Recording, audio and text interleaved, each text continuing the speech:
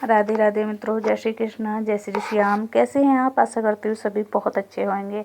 आज है आमल की एकादशी। जरूर सुने यह व्रत कथा। धर्म ग्रंथों के अनुसार फाल्गुन मास के शुक्ल पक्ष की एकादशी को आमल की एकादशी कहते हैं और होली के कुछ दिन पूर्व पर आने के कारण ही इसे रंगभरी एकादशी भी कहा जाता है। इस दिन भगवान विष्णु की पूजा का विधान है और भगवान विष्णु की पूजा के साथ साथ माता पार्वती और भगवान भोलेनाथ की पूजा भी करनी चाहिए। मान्यता है कि आमल की एकादशी का व्रत करता है जो भी व्यक्ति, उसे व्रत कथा जरूर सुननी चाहिए। चलिए जान लेते हैं क्या है इसकी व्रत कथा। प्राचीन समय में एक शहर में चैत्ररथ नाम का राजा था। उसके राज्य में सभी भगवान विष्णु के भक्त थे। एक बार आमल की एकादशी पर सब नगर वाले रात्रि जागरण कर रहे थे। तभी वहां पर एक शिकारी आया। जागरण में उसे भी मजा आने लगा। अब वह यह भी भूल गया कि वो शिकार करने आया था।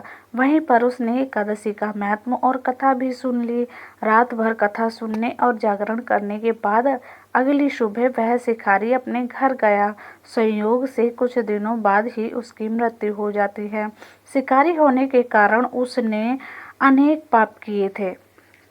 अपने पूरे जीवन में कभी कोई पुण्य कर्म किया ही नहीं। इन पापों के कारण ही उसे नरक में रहते हुए अनेक यम यातनाएं सहनी पड़ी, जिससे वह बहुत दुखी हुआ।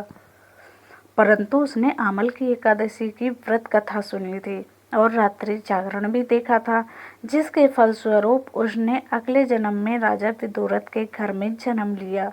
इस जन्म में उसका नाम वसुरथ रखा गया। एक बार वसुरथ जंगल में भटक गया। तभी उस पर कुछ डाकुओं ने हमला कर दिया।